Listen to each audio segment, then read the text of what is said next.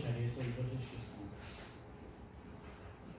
오늘 말씀은 마태복음 7장 6절에서 12절 말씀입니다.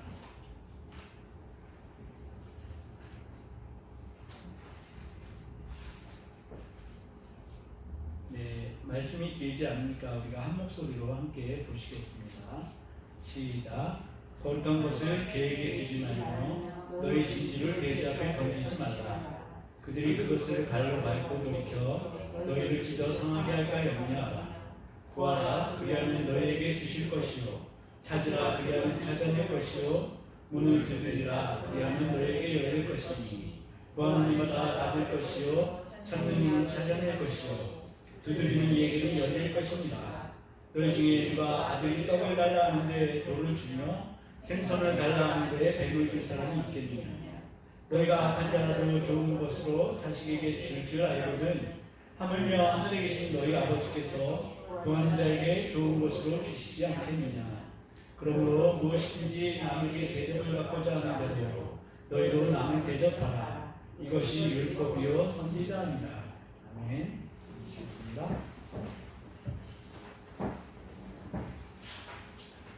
네, 오늘 보신 6절의 말씀은 지난주에 본문으로 포함이 되었던 말씀인데요. 시간이 없어서 다루지를 못했던 말씀입니다. 그래서 그냥 넘어갈까 하기도 했는데 주님이 이 개에게 주지 말며 돼지 앞에 던지지 말라는 강력한 경고의 말씀을 하신 것을 보면서 좀 더 주의 깊게 이 말씀을 살펴보아야 되지 않겠나라는 생각이 들었습니다. 여기서 말하는 개, 돼지는 세속적인 사람들을 얘기합니다. 반대편 진영의 사람들을 얘기하는 게 아니라 세속적인 사람들을 얘기합니다. 개를 뜻하는 헬라어는 보니까요, 종교적으로 부패하고 악하고 이단에 속한 사람을 얘기하는 것이었습니다. 거룩한 것과 진주는 우리가 신앙생활을 하면서 누렸던 하나님과의 친밀함이나 개인적인 영적인 체험과 또 하나님 말씀 그 자체를 말하고 있다고 생각하시면 될 것 같습니다. 하나님이 우리에게 어떻게 관계하셨었는지 영적인 체험이 있지 않습니까? 이것은 사실은 하나님께서 우리 자신에게 개인적으로 일하시는 통로가 될 것입니다. 그렇죠? 그런데 그것은 진주와 같이 쉽게 얻을 수 있는 정말 값어치 있는 어떤 체험이 될 수가 있겠는데요. 그런데 이제 사람들이 이것을 갖다가 어떤 식으로 사용을 하니까 여기에다가 물을 타고 희석을 하기 시작합니다. 그리고 어떤 식이니까 결국은 자신을 돋보이게 하는 재료로 삼더라는 얘기죠. 하나님의 그 체험을 갖다가 자신이 돋보이게 하는 그 재료가 되어진다. 네. 그래서 결국 이 재료가 어떻게 되니까 세속 사람들 앞에 던져져 가지고 그 체험이 하나님의 말씀이 짓밟혀진다는 그러한 얘기입니다. 그 오사드 챔버스의 얘기를 들어보니까 이 말씀을 어떻게 해석을 하니까 우리 자신이 세상 사람들에게 짓밟히는 건 상관이 없다. 근데 주님의 말씀이 짓밟히는 것은 우리가 민감하게 생각을 해야 될 거 아니냐라는 그러한 얘기를 하더라고요. 세상엔 악의적으로 하나님을 반대하는 적대세력이 있습니다. 마귀 사탄이 이에 속하는데요. 우리가 은혜를 나눌 때에도 그 영을 잘 분별해야 된다는 얘기입니다. 우리가 은혜를 받아서 은혜를 나누는데 하나님의 비밀을 이렇게 얘기할 때, 나눌 때에는 성도들 앞에서 나누는 건 얼마든지 해도 좋다. 근데 세상에 나가서 우리가 하나님께서 이렇게 역사하셨어 할 때는 그것을 가지고 물어뜯는 사람들이 반드시 있기 때문에 그것들을 많이 조심을 해야 된다. 특별히 우리가 간증을 할 때 그런 게 있더라고요. 정말 우리가 하나님을 이렇게 체험을 했지 않습니까? 하나님께서 우리 삶에서 역사를 하셨어요. 근데 이게 나중에는 정말 간증을 할 때는 하나님보다 나 자신을 세우고 내 자신을 자랑하는 그런 모습들이 많이 보이더라고요. 간증이 너무너무 은혜로운데 그런 것들이 끼어들므로 해가지고 좀 안타까운 마음이 있어서 이 말씀을 다시 드리게 되었습니다. 사실은 우리가 간증을 하는 것도 예수님이 예수님이 우리의 간증의 모든 것이 되어야 되는데 그게 아니라 우리가 예수님보다 앞설 때가 참 많이 있더라. 네, 이런 얘기입니다. 7절 보니까요. 구하라 그리하면 너희에게 주실 것이요 하며 예수님은 기도할 것을 종용하고 계십니다. 이 기도는 우리가 의지를 사용하여서 최선을 다해서 해야 한다고 말씀하십니다. 더 열렬히 기도하고 더 점진적으로 기도하라 그렇게 말씀하십니다. 구하라 찾으라 문을 두드리라. 말씀의 강도가 더 적극적이 되고 있습니다. 말씀인즉슨 기도는 우리 안에 있는 모든 의지를 사용하여서 힘써서 구해야 된다는 말씀입니다. 그러면 응답하시겠다. 예. 근데 이 의지가요, 우리 안에 들어가 있는 이 의지가 기도를 할 수도 있고 안 할 수도 있고 선택을 할 수 있게 만듭니다. 우리가 예수를 믿을 수도 있고 믿지 않을 수도 있고, 네. 이 의지를 사용해서 할 수가 있다는 얘기거든요. 근데 우리가 이 의지가요, 하나님께서 선한 의지를 주셨지만 우리가 죄를 저지름으로 해서 그렇죠?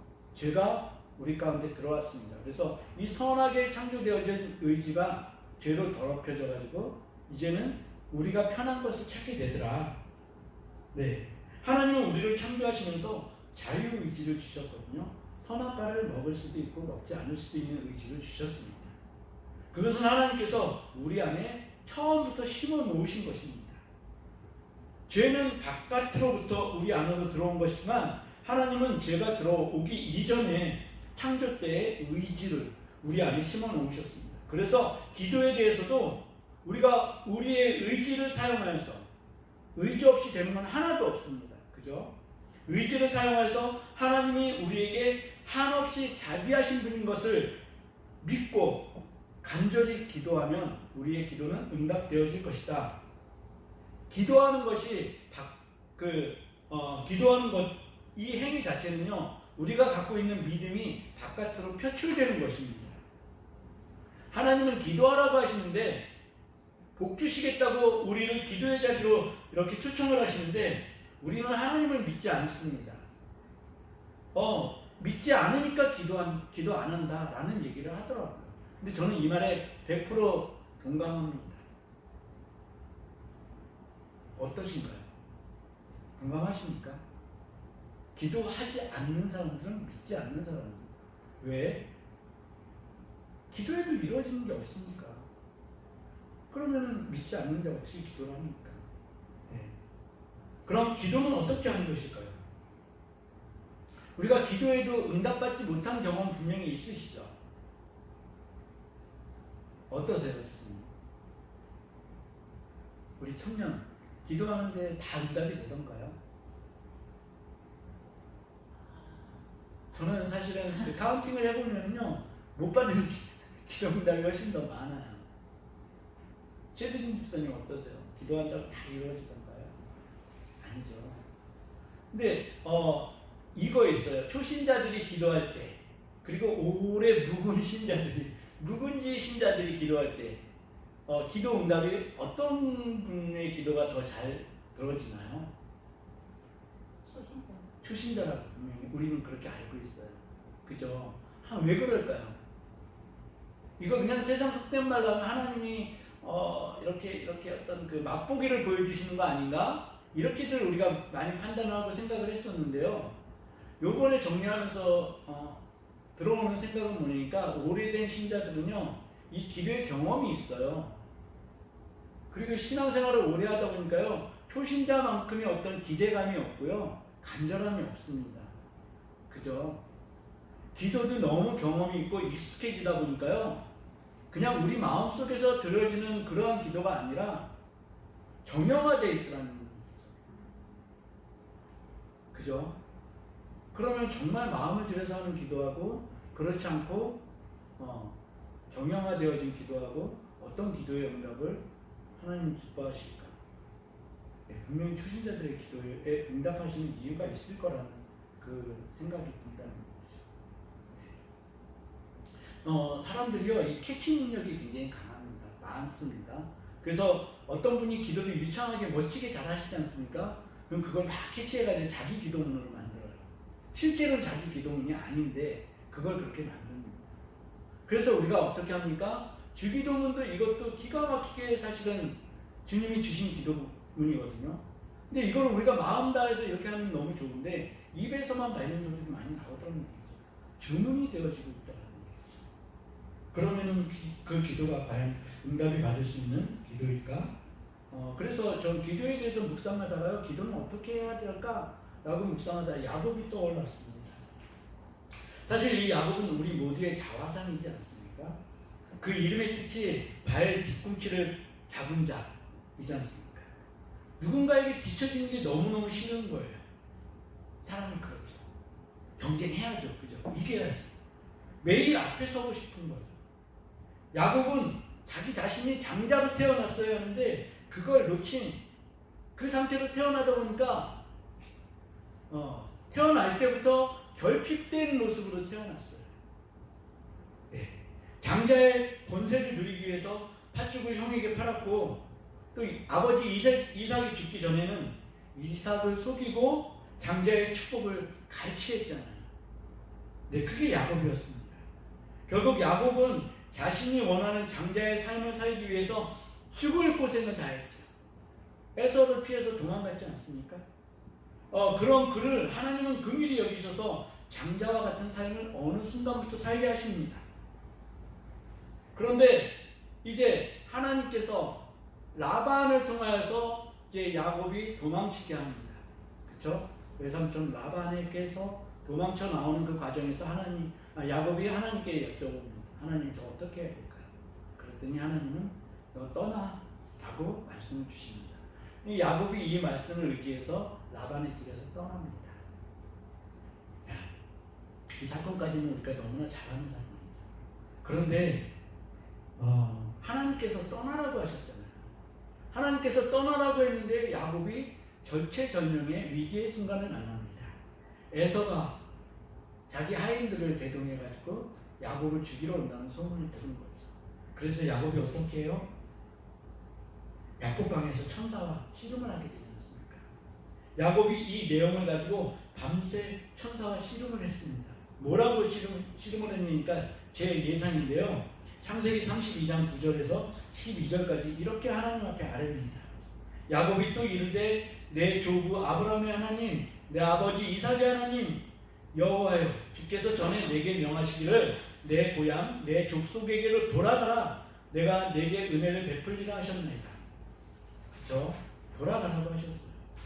나는 주께서 주의 종에게 베푸신 모든 은총과 모든 진실하심을 조금도 감당할 수 없사오니 내가 내 지팡이만 가지고 이 요단을 건넜더니 지금은 2때나 이루었나이다. 내가 주께 간구하오니 내 형의 손에서 에서의 손에서 나를 건져 내시옵소서. 내가 그를 두려워하면 그가 와서 나와 내 처자들을 칠까 겁이 나기 때문입니다. 주께서 말씀하시기를 내가 반드시 내게 은혜를 베풀려 내 시로 바다에 셀 수 없는 모래와 같이 많게 하리라 하셨나이다. 예. 야곱은 하나님께서 자신에게 주셨던 그 약속의 말씀을 붙잡고 밤새 씨름을 한 것입니다. 야곱은 자신의 생명이 위태한 지경을 만나게 되자 가장 겸손한 태도, 뭐라고 합니까? 모든 은총과 모든 진실하심을 나는 조금도 감당할 수 없사오니 라고 아주 절박하고 겸손한 태도로 하나님의 약속하심을 붙잡고 부르짖고 있습니다. 그리고 밤새 씨름하였다고 하는데 저는 야곱이 지금 읽어드린 이 말씀을 가지고 기도문을 가지고 하나님을 붙들었다고 생각합니다. 얼마나 적극적으로 열렬하게 기도했을까요? 만약에 하나님의 응답하심이 없으면요, 야곱은 죽은 목숨입니다. 풍전등하죠. 기도는 어떻게 해야 된다고요? 야곱처럼 목숨 걸고 해야 되는 게 기도구나. 네. 기도는 어떻게 하는 것이라고요? 예수님께서 구하라, 찾으라, 문을 두드리라고 하는 것은 목숨 걸고 그렇게 하라는 얘기입니다. 우리의 적극적인 의지 없이 주님, 제가 이렇게 기도하는데요, 들어주셔도 그만이고요, 안 들어주셔도 그만이에요 라는 이런 태도를 가지고 주님께 기도한다면 하나님께서 과연 이 기도에 응답을 하실 이유가 있으실까요? 라고 저는 생각이 되었습니다. 그래서 부르짖는 기도를 다시 있습니다, 권사님. 권사님이 이틀 동안 빨리 기도 자리를 떠나시는 것 같더라고요. 혹시 아니에요. 그렇다면 일찍 다행이에요. 갔어요. 네. 일찍 와서 네. 4시가 깨갖고. 얼마나 다행이죠. 사실은 제가 큰 소리를 기도하면요 옆에서 기도 못해요. 배는 거. 아니에요. 그런 거 아니에요. 네, 그래서 어쨌든 저는 그렇게 기도해야 된다라고 배웠기 때문에. 그 사실은 기도는요 다 아시지만은 믿는 자들에게 주시는 하나님의 특권입니다. 자녀들에게 허락된 특권입니다. 자녀들에게 무엇이든지 구하라고 하십니다. 마태복음 18장 19절인데요. 너무나 마음에 들지 않습니까? 진실로 다시 너희에게 이르노니 너희 중에 두 사람이 땅에서 합심하여 무엇이든지 구하면 하늘에 계신 내 아버지께서 그들을 위하여 이루게 하시리라. 또 요한복음 14장 13절에 이렇게 얘기합니다. 너희가 내 이름으로 무엇을 구하든지 내가 행하리니 이는 아버지로 하여금 아들로 말미암아 영광을 받게 하려 함이라. 요한일서 3장 22절은 여기에다가 조건을 하나 붙입니다. 뭐라고 붙이니까 사랑하는 자들아 만일 우리 마음이 우리를 책망할 것이 없으면 하나님 앞에서 담대함을 얻고 무엇이든지 구하는 바를 그에게서 받나니 이는 우리가 그의 계명을 지키고 그 앞에서 기뻐하시는 것을 행합니다. 책망할 것이 없어야 된다는 얘기를 하고요. 또한 요한일서 5장 14절은 그의 뜻대로 구하여야지 무엇을 구하면 들으십니다. 우리가 기도를 우리의 뜻대로 하는 것이 아니라 하나님의 뜻대로 구해야지 하나님께서 기뻐하신다. 이런 말씀인 거는 다 아실 것입니다. 그의 뜻대로 구하는 것이 너무너무 중요합니다. 그러면 그의 뜻은 무엇일까요? 이렇게 말씀하신 주님은요 십자가를 지시면서 이 말씀을 하신 것입니다. 사실은 우리를 구원하시기 위해 지신 그 십자가, 이제 그의 피를 의지해서 주님의 뜻대로 합력하여서 선을 이루시게 하시겠다는 그 말씀이 그의 뜻대로 구하시는 말씀입니다. 여기서 친구를 위한 구함이 있습니다. 우리가 흔히 중보기도 얘기를 많이 하지 않습니까? 저는 여기에 대해서 사실은 굉장히 부정적인 입장이었습니다. 그래서 누군가 저에게 기도 부탁을 하지 않습니까? 그러면 제가 꼭 대놓고는 못하지만 속으로 그렇게 얘기합니다. 네가 해, 네가. 내가 그렇게 진실하게 정말 힘들어서 당신의 기도를 내가 그렇게 해줄 수 없어. 기도는 스스로 직접 힘써서 기도하는 게 그 기도가 응답을 받는 기도지 남이 해주는 기도는 그렇게 힘 있지 않아 라고 생각을 했습니다. 정말 중보를 하시는 분은 우리 예수 그리스도밖에 없다라고 저는 그렇게 배웠기 때문에 좀 시크하게 생각을 했었던 것이죠. 그런데 이제 오늘 말씀을 준비하면서 친구를 위한 기도, 중보 기도가 얼마만큼 중요한 건지 다시 말씀하십니다.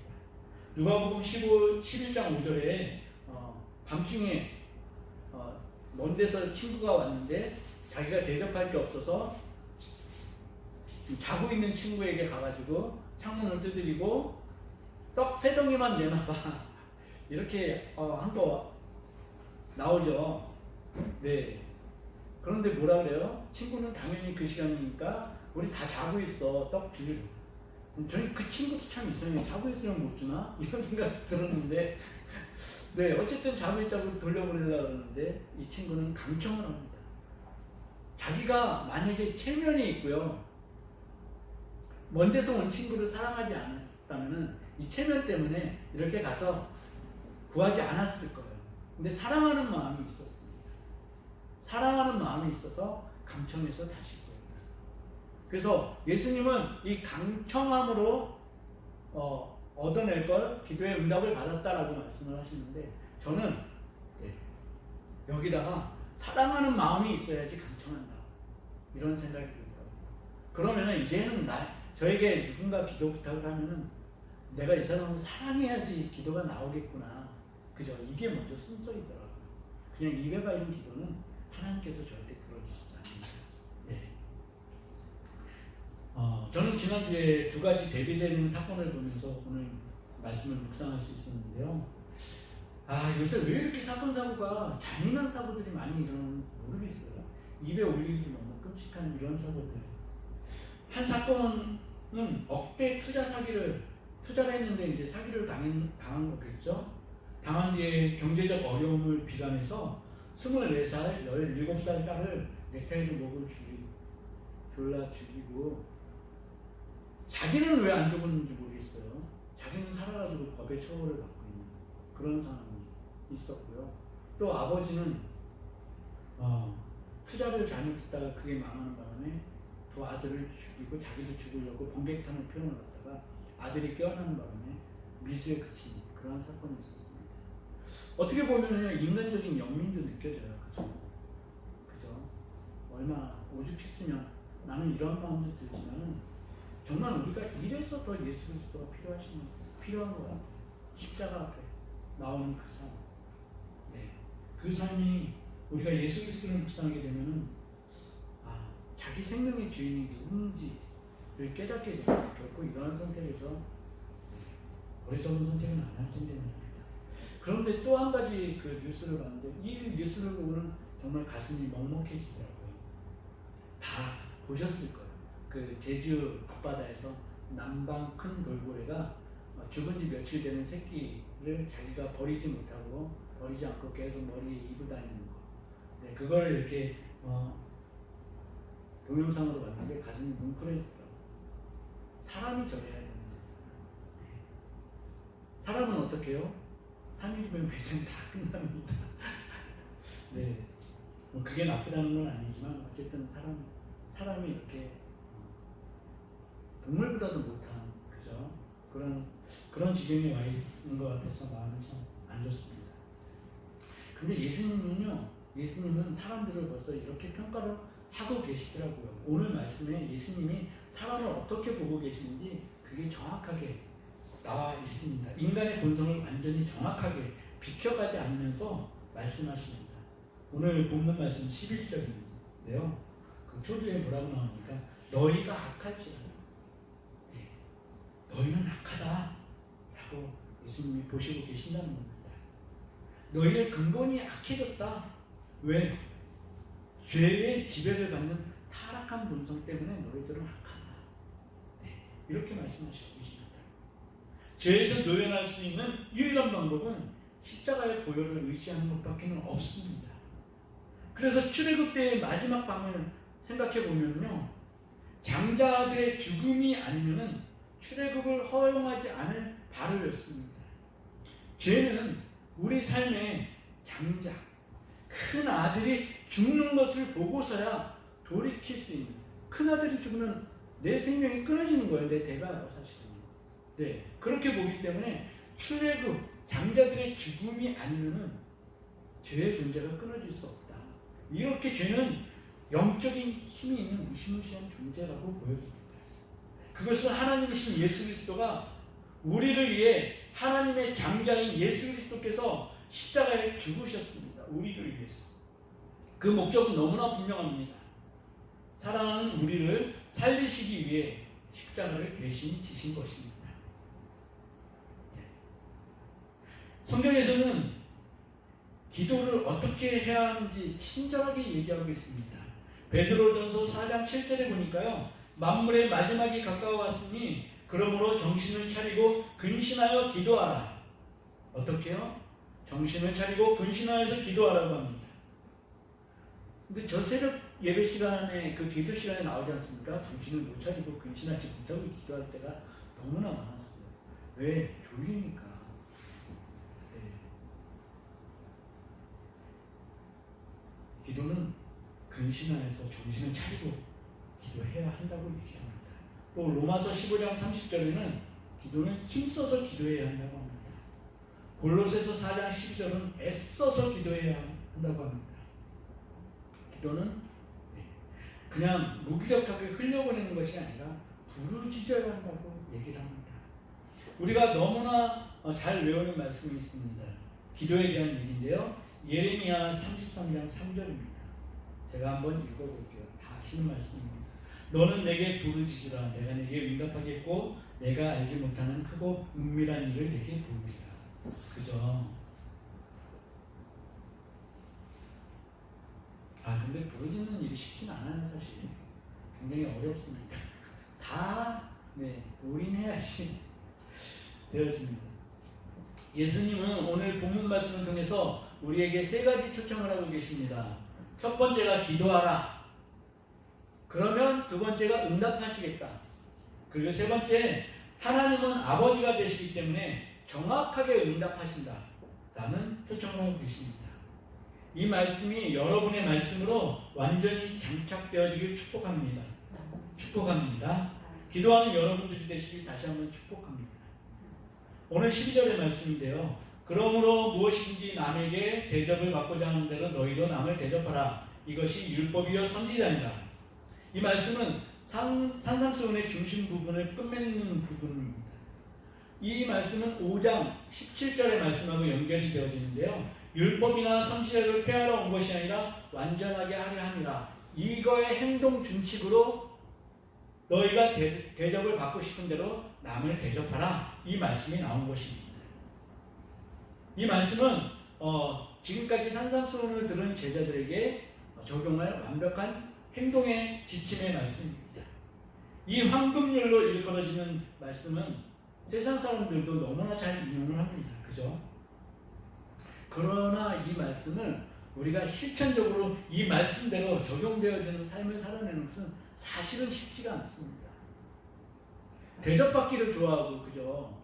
선물 받기를 좋아하고 이러는데 대접을 먼저 하라는 얘기입니다. 근데 이 말씀대로 살면은요, 정말 무언가 좀 손해보는 듯한, 내가 꼭 이렇게 살아야 돼? 내가 손해보면서 이렇게 살아야 돼? 라는 생각이 드는 것이 사실은 사실이었습니다. 저도 이 말씀을 들으면서 계속 고민했던 게, 나는 이렇게 사는데 저 상대방이 이렇게 안 하면 나만 손해보는 거 아닌가? 여기에서 벗어나지는 못했습니다. 사실 받기를 즐겨하는 세상에서 이 말씀이 제대로 적용되어지기 힘든 것이죠. 그죠?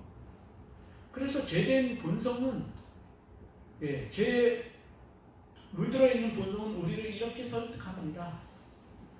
지나치게 하지 말고 적당히. 이 적당이라는 말이 참 좋은 말이라고 저는 생각했는데요. 우리가 하나님의 진의를 파악하기 힘들고 극심한 괴로움의 상태가 오랜 동안 진행이 되면은 하나님을 오해하기도 합니다. 제가 그랬거든요. 어떤 날 기도하다가 들은 생각이, 제가 정말 이런 불경스러운 생각을 했습니다. 뭐라고 생각했습니까? 혹시 하나님이 나를 조롱하신 것 아닐까라는 생각이 들었습니다. 제 생각이 분명히 과하다는 생각이 드실 겁니다.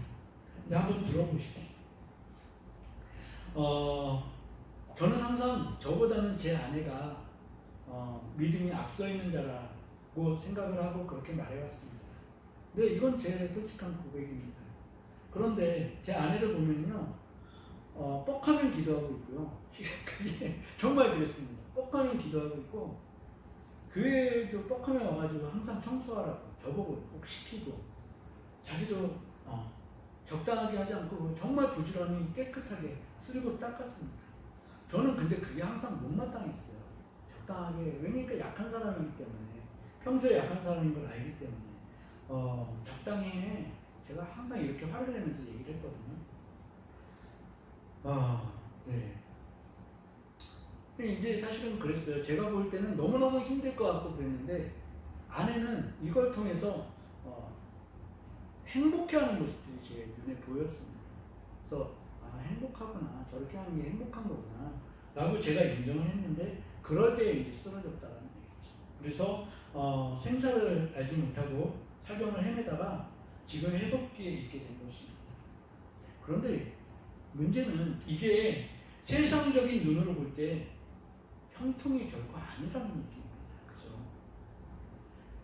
세상적으로 보게 되면은 이것은 저주이고 종말입니다. 사실은. 제가 그만두고요, 그냥 하나님 이렇게 하고 떠나가도 누구도 뭐라고 안 할 거예요.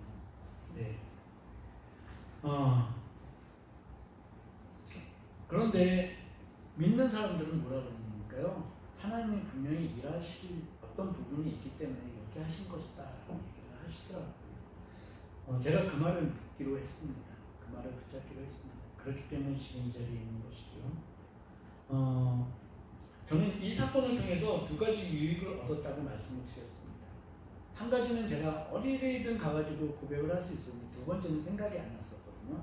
근데 이 말씀을 준비하면서 생각이 나더라고요. 첫 번째는 제가 신앙생활을 하고 있었지만 제 영혼은 지옥의 문턱에서 왔다 갔다 하는 그런 정말 신앙 믿는 사람들의 어떤 그 표본이 아니라 자기 마음대로 하는 그 표본이었었다. 지옥의 문턱에서 왔다 갔다 했다. 저는 그것을 깨달았을 때 정말 큰 통곡이 나왔습니다.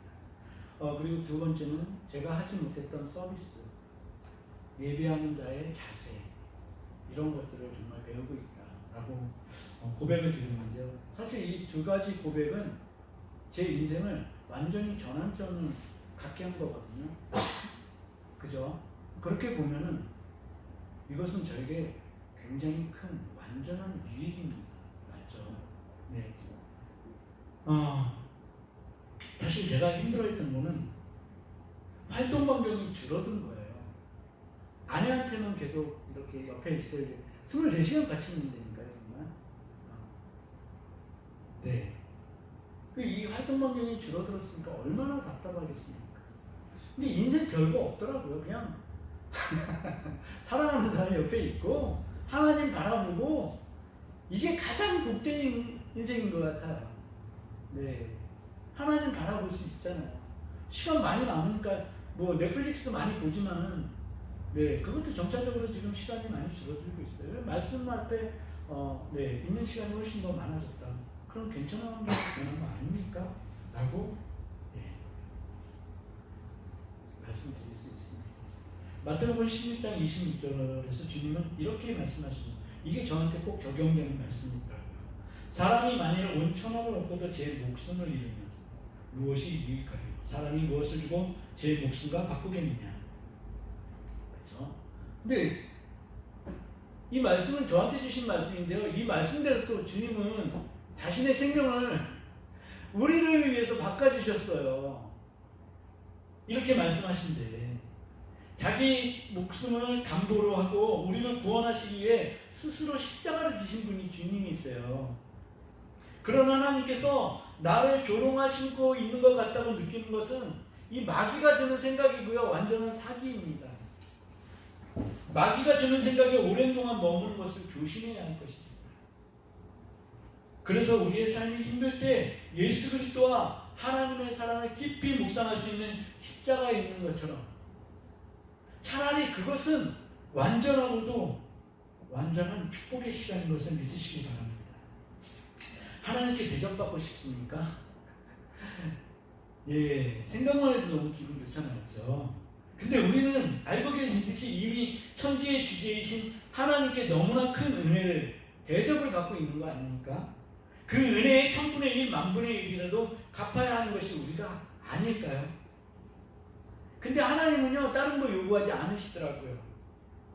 하나님이 어떤 거 원하십니까? 오늘 예수님의 입을 통하여서 우리가 들은 하나님의 말씀은요, 기도해라. 왜? 너 복죽게 기도해. 이 말씀입니다. 완전하신 왕의 초청장은 우리에게 기도를 하라고 편지를 쓰고 계신다는 것이죠. 시편 기자는 이렇게 우리를 초청합니다. 시편 95편 1절 말씀인데요. 오라 우리가 여호와께 노래하며 우리의 구원의 반석을 향하여 즐거이 외치자. 하나님은 우리의 기도가요 즐거운 것이 되어야 한다고 말씀하십니다. 온 우주 만물의 주인이 되시고 전능자가 되신 하나님이 우리의 후원자가 되시겠다고 기도하여 아뢰라고 말씀하시고 계신 것입니다. 저를 비롯한 여러분의 영혼에게 간곡히 말씀드립니다. 힘쓰고 애써서 기도합시다. 왕의 초청장을 받은 우리는 격렬하게 끊이지 않게 기도해야만 하는 것입니다. 아무것도 염려하지 말고 기도에 임하시는 여러분과 제가 되시길 간절히 축복합니다. 아멘.